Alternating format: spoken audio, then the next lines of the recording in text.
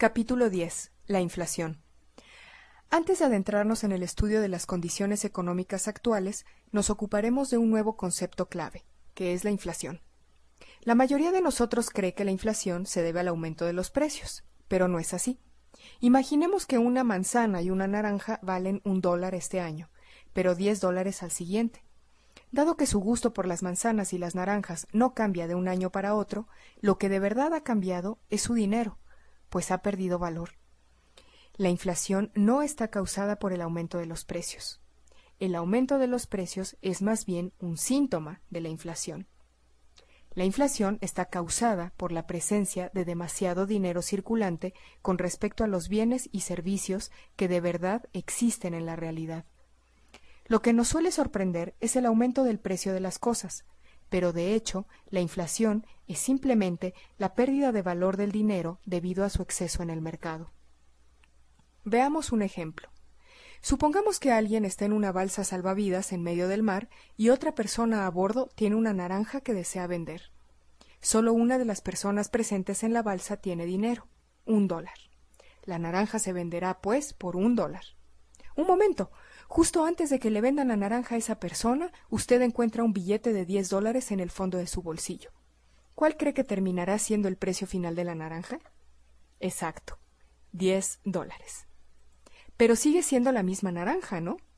Lo que ha cambiado de la naranja de un minuto al siguiente no es su utilidad o sus características, sino más bien la cantidad de dinero que hay en la balsa. Así que podemos formular el siguiente principio. La inflación, siempre y en todas partes, es un fenómeno monetario. Y lo que es verdad a bordo de una pequeña balsa salvavidas en medio del mar, también lo es en un país. Voy a ilustrar esto que digo por medio de un largo recorrido a través de la historia usamericana. Estamos viendo un gráfico que representa los niveles de los precios en Usamérica. Se inicia a la izquierda en 1665 y progresa más de 300 años hasta 2008, situado a la derecha. Pero en este momento únicamente vemos en el gráfico la inflación del periodo, que va desde 1665 hasta 1776. En la columna vertical, las cifras indican los niveles de los precios, no la tasa de inflación. Ahora bien, me podrían preguntar, ¿cómo se pueden comparar los precios de 1665 a los de 1776 o, menos aún, a los de 2008? La vida ha cambiado mucho a lo largo de todo ese periodo. Incluso si ha sido necesario que me tome algunas obvias libertades, lo que aquí se compara son las cosas básicas de la vida. En 1665 la gente tenía que alimentarse igual que en 1776. La gente debía utilizar un transporte, recibir una educación y vivir en casas en 1665 igual que en 1776. Lo que aquí se compara es el costo relativo de la vida en un periodo con el costo relativo de la vida en el siguiente, es decir, la inflación. En 1665 al costo básico de la vida se le ha atribuido un valor de 5. Lo que a mí más me sorprende de este gráfico es que desde 1665 hasta 1776 no hubo ninguna inflación. Durante 111 años, $1 ahorrado era $1 ahorrado. ¿Son capaces de imaginar lo que significaría vivir en un mundo en el que fuese posible ganar $1,000 hoy, enterrarlos en su jardín dentro de una cajita y que 111 años después alguno de sus tataranietos los encontrase al plantar un árbol y pudiera comprar las mismas cosas que esos $1,000 permiten comprar en la actualidad? No se trata de una pregunta fantasiosa sacada de una novela barata. Hubo una época en que esa fue la realidad en nuestro país. Durante aquel periodo, la economía de este país se basaba en el estándar de la plata y el oro, y gozó de un enorme desarrollo con una estabilidad casi perfecta de los precios en tiempos de paz. Sin embargo, estalló una guerra, la denominada Guerra Revolucionaria o Guerra de la Independencia contra Gran Bretaña, y el país fue incapaz de costearla con el oro y la plata del tesoro. Así que fue necesario imprimir un papel moneda que se llamó continental, y que en un principio estuvo respaldado por una cantidad especificada de oro o plata en el tesoro. Pero la guerra fue mucho más costosa de lo esperado, y ello obligó a seguir imprimiendo continentales, hasta que los británicos, conscientes de los efectos corrosivos de la inflación en una sociedad, empezaron a falsificarlos y a distribuir enormes cantidades de falsos continentales, hasta que la nueva moneda empezó a perder valor. No pasó mucho tiempo antes de que apareciese la inflación y Abigail Adams, la mujer de John Adams, el segundo presidente de USA América, se quejó amargamente de lo caro que se había puesto todo. Según puede verse en el gráfico de la inflación, la Guerra Revolucionaria de Independencia hizo que el nivel de los precios pasase de 5 a 8. Después de la guerra, la ciudadanía rechazó tajantemente los continentales, pues prefería seguir con el oro y la plata. Vale la pena señalar que los precios regresaron pronto a sus niveles de antes de la guerra. El segundo episodio de inflación también tuvo lugar durante una guerra, y también a causa de la superabundancia de papel moneda.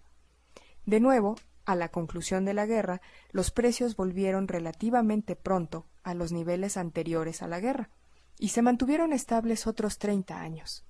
A estas alturas ya hemos avanzado casi 200 años en el gráfico, pero el costo de la vida seguía siendo el mismo que en 1665.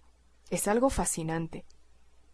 Pero, de nuevo, estalló una guerra, esta vez la guerra civil, que fue única en su género. Para financiarla, el norte se vio obligado a imprimir un tipo de moneda cuyo nombre sigue vigente, pues no es otro que el de nuestra moneda actual. Por supuesto, en aquel tiempo el reverso del billete era verdaderamente verde. Y de nuevo regresó la inflación, directamente relacionada con la guerra, pero desapareció una vez que ésta terminó.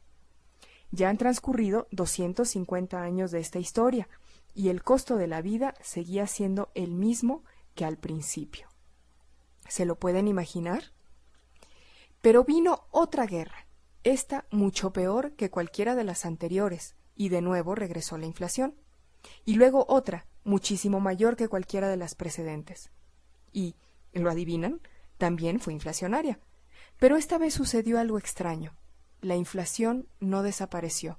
Siguió su curso hasta el inicio de la siguiente guerra. ¿Pero por qué? Hubo dos razones. La primera fue que el país ya había abandonado el estándar del oro por un estándar de papel moneda fiat administrado por la Reserva Federal, y los ciudadanos ya no disponían de ningún otro dinero al cual regresar. Y en segundo lugar, esta fue la primera vez que la maquinaria de la guerra no fue desmantelada tras la conclusión de las hostilidades. En vez de ello, se mantuvo una movilización total para una prolongada Guerra Fría, que fue un conflicto tan inflacionario como la peor de las guerras. Y si observamos en retrospectiva todo este periodo histórico, podemos formular un principio muy obvio. Todas las guerras producen inflación, sin excepción alguna. ¿Pero por qué?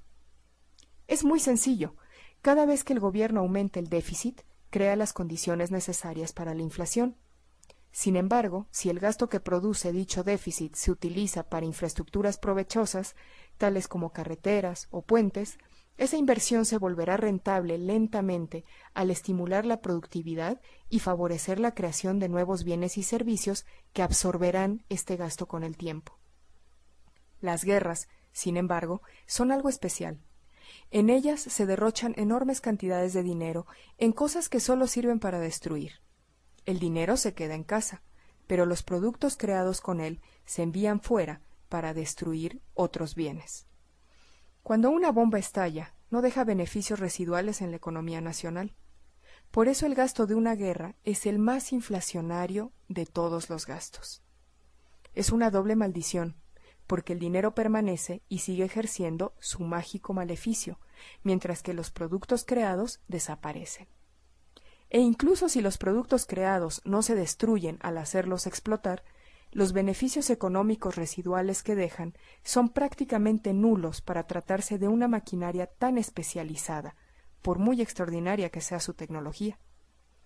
Lo extraño es que los medios dominantes susamericanos han presentado las dos guerras más recientes como algo relativamente indoloro para el ciudadano medio, y ello a pesar de los aplastantes indicios de lo contrario. De hecho, en este gráfico de los precios de materias primas durante 15 años, observamos que por más de 10 años tales precios oscilaron en una estrecha banda limitada por las dos líneas verdes paralelas.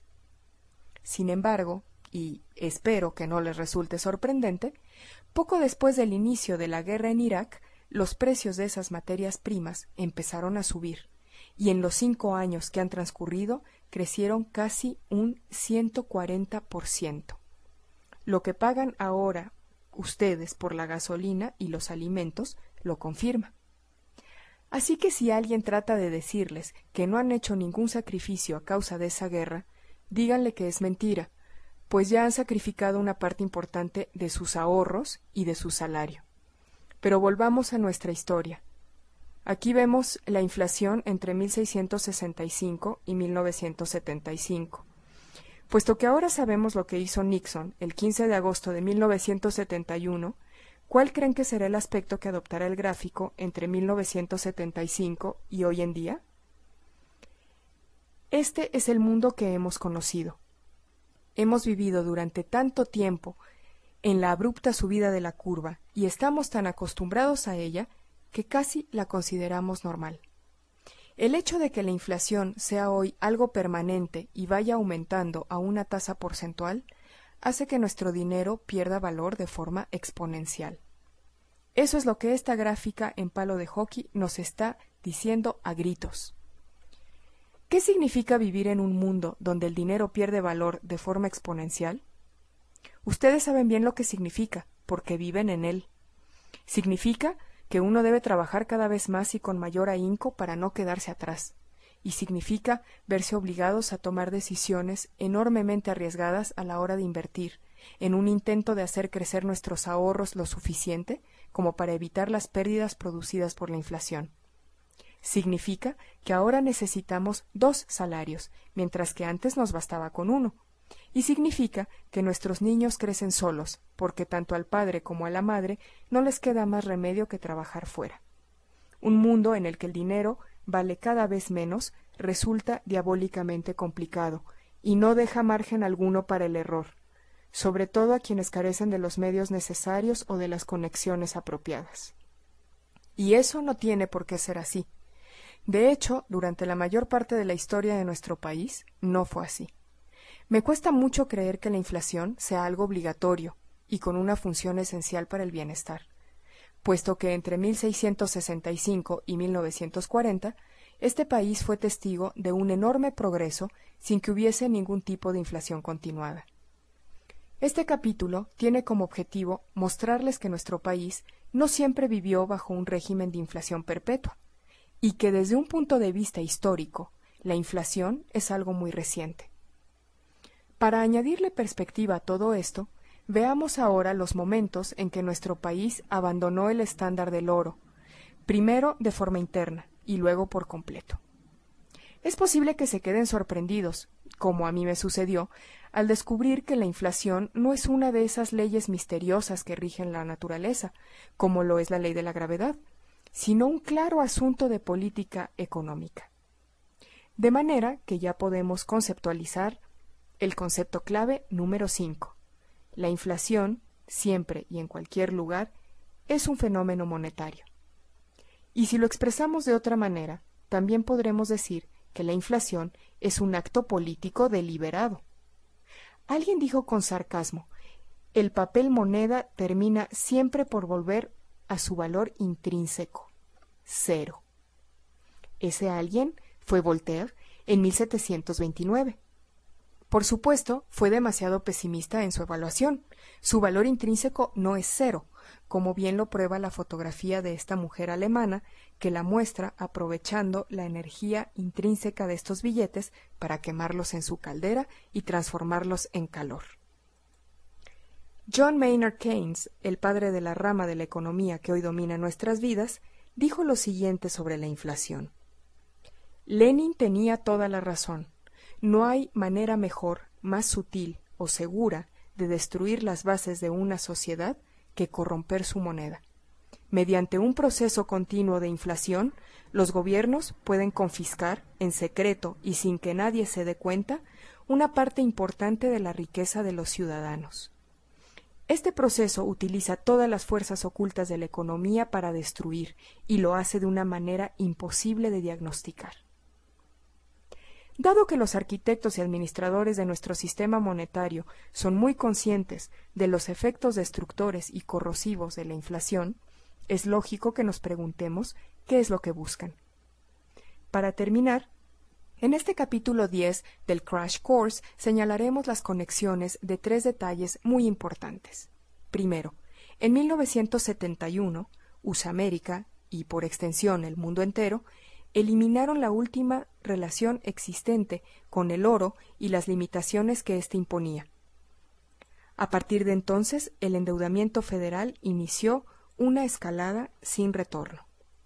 Segundo, al mismo tiempo, la provisión de dinero inició a su vez su escalada sin retorno y empezó a crecer a una velocidad mucho mayor que la de los bienes y servicios existentes en la realidad. Lo cual nos lleva al punto 3, que es la inflación, es decir, el resultado totalmente predecible de los puntos 1 y 2. Pim, pam, pum, 1, 2 y 3. Los 3 están interconectados. Los 3 expresan lo mismo y ejercen una influencia devastadora para nuestro futuro. Si son ustedes de la opinión de que no pasa nada si estos 3 gráficos siguen creciendo de forma exponencial hasta el infinito, ya pueden abandonar el Crash Course. Pero si no lo creen, probablemente les interese continuarlo. Es de una importancia fundamental que comprendan la manera en que estos 3 puntos se interconectan, que evalúen los riesgos que corren y que tomen las decisiones que se imponen ante la posibilidad de que el futuro sea radicalmente distinto del presente.